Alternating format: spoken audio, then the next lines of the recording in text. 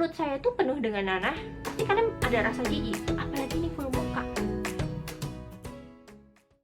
Halo teman-teman, perkenalkan nama saya Sise, dan di video ini saya ingin berbagi pengalaman bagaimana saya mengatasi dermatitis perioral, yang mana ini merupakan kondisi seperti ini ya, muka penuh nanah terutama pada area mulut, dan ini merupakan sesuatu yang benar-benar membuat mental saya hancur dan saya kehilangan rasa percaya diri saya.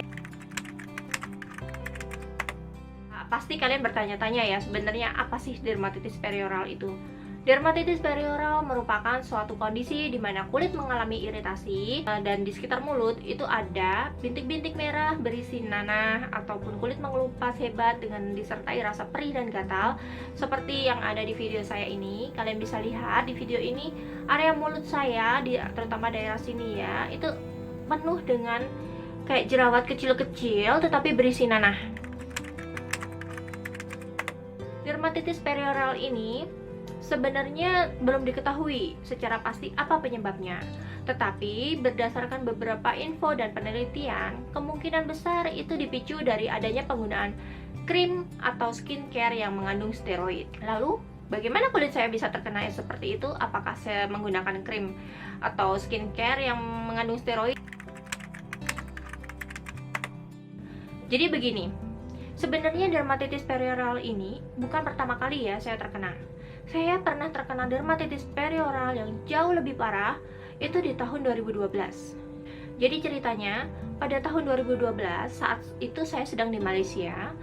Saya ini memang memiliki wajah yang sensitif dan berjerawat. Saat saya sedang jalan-jalan di mall, saya kan bertemu dengan suatu butik kecantikan begitu. Dia menjual berbagai krim kecantikan yang katanya itu dari Perancis dan sudah terbukti hasilnya tuh bagus. Lalu orang yang menjual krim kecantikan ini menyarankan ke saya untuk menggunakan krimnya, karena kan dia melihat wajah saya itu penuh dengan jerawat, meskipun jerawatnya itu lebih keberuntusan seperti itu.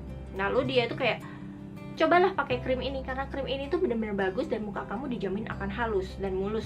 Singkat ceritanya, saya belilah krim itu. Waktu itu harganya kurang lebih 150 ringgit ya, dan itu menurut saya bukan harga yang murah dan termasuk sangat mahal. Singkat ceritanya kan 150 ringgit kita sudah bisa membeli banyak barang seperti itu. Tetapi demi kulit yang halus, mulus, dan glowing yang impian semua orang, ya mau gak mau saya belilah krim itu. Setelah saya beli krim itu, saya mencoba menggunakannya sesuai dengan arahan petunjuk dari orang yang jual itu, dan benar, dalam waktu 1 minggu kulit saya tuh tiba-tiba jadi halus, mulus sekali, dan banyak orang memuji ya perubahannya tuh singkat. Nah, akhirnya krim itu sudah saya gunakan sampai habis dan kurang lebih itu sebulan ya. Pada saat krimnya habis ini kan saya mau beli lagi, tetapi harganya lumayan mahal. Otomatis kan saya harus menunggu dong sampai gajian seperti itu. Jadi ceritanya saya off menggunakan krim ini selama seminggu. Jadi waktu saya bangun tidur itu tiba-tiba muncul bintik-bintik seperti jerawat, tapi bukan, dan itu berisi nanah. Awalnya sih muncul kayak satu, terus tiba-tiba di sini tuh ada bergerombol kayak 3 biji gitu. Saya pasti, kenapa nih muka? Oh, ini mungkin karena mau jerawat atau mau lagi dapat. Kebetulan saya juga memang sudah waktunya mau dapat mens ya, seperti itu. Jadi ya sudahlah, saya biarkan aja.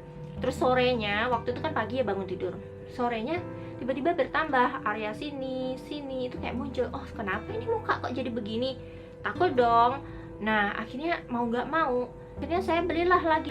Tetapi sayangnya pada penggunaan krim kedua ini itu tidak ngefek, sama sekali tidak ngefek. Jadi kayak yang awal tuh yang di sini itu muncul 2, itu memang hilang, tetapi habis itu muncul di area lain. Dan kalian tahu, bahkan sampai jidat, sampai area mata, bahkan di kelopak mata sini semuanya itu full dengan bintik-bintik berisi nanah. Di saat itu saya benar-benar down banget, karena saya tuh tetap harus melakukan meeting, saya tuh harus bertemu dengan banyak orang.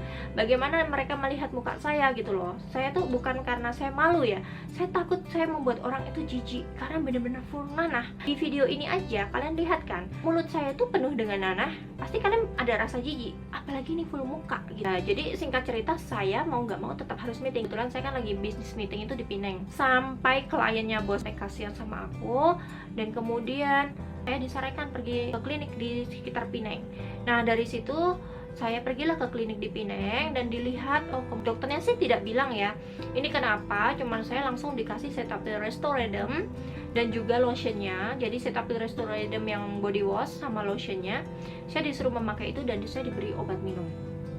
Jadi singkat cerita saya menggunakan Cetaphil Restoraderm dari si dokter itu dan obat minum, dan akhirnya itu sembuh dalam waktu seminggu meskipun sampai berbekas, dan akhirnya bekasnya itu benar-benar totally hilang, itu kurang lebih tuh 2 mingguan. Habis dari Malaysia ini saya kan di Jakarta. Nah, di Jakarta ini mungkin karena udaranya yang panas, penuh polusi, dan tingkat pekerjaan yang benar-benar membuat saya stres, akhirnya saya terkena jerawat yang besar-besar, yaitu cystic acne di area rahang dan dagu rahang itu benar-benar parah, sehingga membuat rasa percaya diri saya itu menurun lagi. Nah, dari situ saya jadi berpikir ingin menggunakan krim dari dokter ya, dan kebetulan di Jakarta kan banyak klinik-klinik dokter yang terkenal bagus, dan saya memilih klinik dokter ini yang ada di dekat tempat saya karena klinik dokter ini juga tersebar di mana-mana, hampir di setiap sudut kota Jakarta itu ada. Jadinya gampang kalau misalkan saya mau beli krim atau apa. Cuman saya nggak sukanya setiap bulan saya wajib konsul, dan karena krimnya ini tidak bisa digunakan secara terus-menerus gitu. Jadi ada saatnya kalau kita sudah sebulan itu pasti akan diganti, tetapi akan dilihat, akan ditanya sih kadang krimnya masih banyak atau sedikit. Kalau masih banyak suruh pakai dulu, tetapi nanti disarankan sih tetap ganti. Otomatis saya kan selalu tergantung dengan krim mereka ya. Nah, ceritanya setelah saya sekian lama menggunakan krim dokter ini, muka saya tuh jadi kayak muncul spider vein. Spider vein itu jadi kayak pembuluh darah tuh terlihat di permukaan kulit kita. Itu karena kulit saya tuh makin tipis, terutama di area hidung sini. Nah, setelah 4 tahun saya menggunakan krim dari klinik kecantikan tersebut, saya memutuskan untuk berhenti ya. Namun berhentinya itu saya tidak bisa berhenti total. Karena apa? Setiap kali saya berhenti menggunakan krim kecantikan dari klinik tersebut, muka saya tuh muncul bintik-bintik bernanah tadi kayak gitu. Dan puncaknya pada bulan Februari saat saya habis melakukan cabut gigi, tiba-tiba saya mengalami dermatitis perioral yang cukup parah, yang seperti kalian lihat di sini. Di sini kan saya awalnya itu di hari pertama hanya muncul kayak merah dan gatal gitu ya. Saya biarkan dong. Kemudian di hari kedua makin menjadi, tiba-tiba muncul lebih banyak nanah-nanahnya. Dan di hari ketiga nanahnya sudah makin banyak seperti ini, udah makin penuh seperti itu. Dan kemudian di hari keempat itu sudah tidak terbendung lagi, muka saya itu udah gatel banget. Akhirnya saya harus mengkompres area sekitar mulut saya sini dengan es batu karena bener-bener gatel banget. Setelah saya kompres dengan es batu, saya mencoba menggunakan kunyit dan madu. Saya buat masker kunyit dan madu dan saya oleskan pada sekitar area bibir itu, dan untungnya waktu saya oleskan itu bisa meredakan rasa gatal dan perih yang gak karuan itu. Meskipun saya membaca bahwa kunyit yang diaplikasikan ke muka itu bisa memberikan 2 dampak. Kalau apabila bagus bisa memperbaiki kulit, apabila negatif bisa memperparah kondisi kulit. Untungnya pada saat kejadian tersebut saya mengaplikasikan si bubuk kunyit dengan madu, itu benar-benar membantu meredakan rasa gatal dan perih di muka saya. Namun itu tidak berlangsung lama ya. Setelah itu si masker saya diamkan, terus kan saya basuh nih, setelah kurang lebih 15 menit saya cuci muka lagi. Saya keringkan muka, itu gatalnya luar biasa. Dan untungnya di rumah saya punya stok krim. Mungkin kalian pernah tahu ini. Well, ini saya tidak disponsorin ataupun di endorse ya. Saya menggunakan krim ini, namanya Laneige Cica Sleeping Mask, dan ini harusnya digunakan pada malam hari. Dia memiliki kemampuan untuk meredakan kemerahan dan juga membantu meringankan masalah iritasi pada kulit. Tetapi pada kasus saya tidak peduli itu untuk malam karena saya merasakan gatal dan merah dan sebagainya, kayak rasanya perih terbakar. Jadi saya pakai aja banyak-banyak di sini seperti udah memakai masker kayak gitu.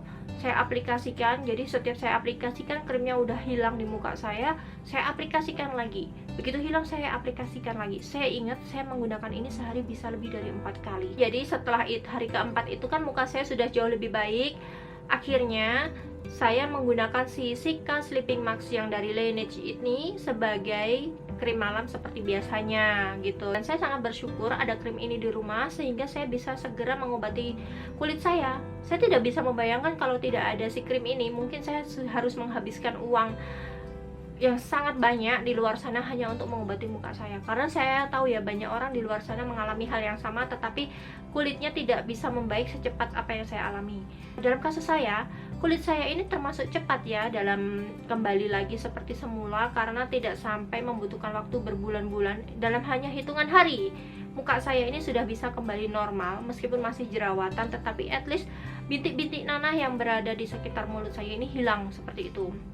Jadi ceritanya pada hari ke-6 atau ke-7 waktu itu, setelah seminggu, saya iseng-iseng lah pergi ke klinik kecantikan yang saya biasa beli krim di sana kan. Saya tanya sebenarnya kandungan krim malam mereka ini apa begitu, dan kandungan krim paginya apa. Saya kan tanya, saya pengen tahu nih, karena saya dengar-dengar yang bernanah seperti itu kan biasanya dipicu karena adanya kandungan krim wajah yang mengandung steroid. Akhirnya dokter tempat saya konsultasi itu mengatakan ya ini memang mengandung steroid, tapi kadarnya kecil kok, hanya 0, berapa persen seperti itu. Saya sudah cukup tahu, jadi ternyata penyebabnya mungkin bisa jadi karena penggunaan krim ini yang sudah bertahun-tahun. Jadi kulit saya itu menjadi sangat sensitif dan bahkan merusak skin barrier saya. Jadi apabila skincare yang mengandung steroid bisa dapat menimbulkan dampak negatif seperti menimbulkan dermatitis perioral, kenapa masih banyak produsen skincare yang menggunakan steroid sebagai salah satu bahan kandungan dalam skincare mereka? Hal ini karena steroid itu bisa memberikan dampak perubahan yang cukup cepat dan signifikan pada kulit kalian. Oleh karena itu, banyak produsen skincare yang memasukkan steroid pada skincare mereka karena mereka berharap orang yang menggunakannya itu bisa segera merasakan efeknya seperti itu. Tetapi mereka tidak pernah mengungkapkan bahwa di balik penggunaan steroid ini ternyata berdampak negatif pada kulit. Salah satunya seperti yang saya alami, jatuhnya terkena dermatitis perioral seperti itu.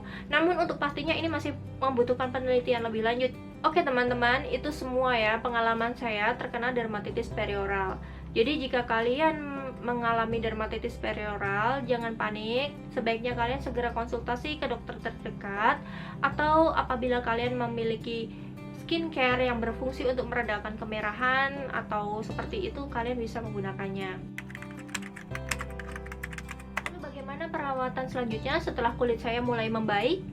Jawabannya, saya mulai menggunakan serum-serum yang lebih bersifat memperkuat skin barrier saya.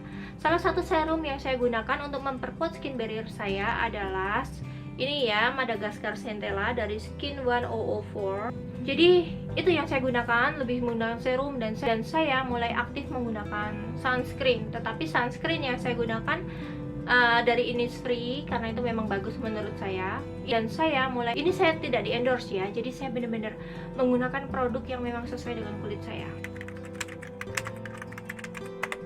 Oke teman-teman, jadi setelah saya berhasil sembuh dari dermatitis perioral, semenjak saat itu saya benar-benar berusaha menggunakan skincare yang memang lebih bersifat memperbaiki skin barrier. Apalagi sekarang kan kita dengan mudah menemukan banyak sekali kayak moisturizer ataupun serum yang bersifat memperbaiki tekstur kulit kita dan juga meningkatkan skin barrier kita.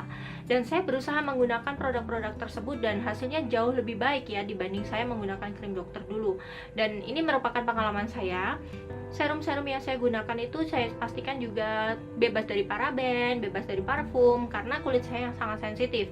Jadi untuk kalian juga yang memiliki kulit sensitif seperti saya, apabila kalian mengalami masalah-masalah seperti dermatitis perioral, ingat, yang perlu kalian lakukan adalah stop menggunakan skincare sedang kalian gunakan. Siapa tahu skincare itu merupakan pemicunya.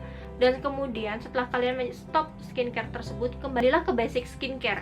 Karena basic skincare ini sangat penting dalam membantu mengembalikan kesehatan skin barrier kalian, sehingga kulit kalian itu jauh menjadi lebih baik dan lebih sehat kembali. Untuk membantu meningkatkan kulit kalian agar tetap lebih sehat dan terawat dengan baik, jangan lupa selalu konsumsi makan makanan yang sehat, tidur yang cukup, minum air yang cukup, dan olahraga yang cukup.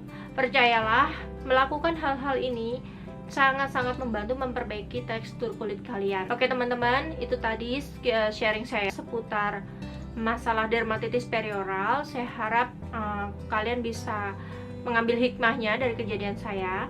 Sampai di sini, kita jumpa lagi dalam video saya yang berikutnya. Bye bye.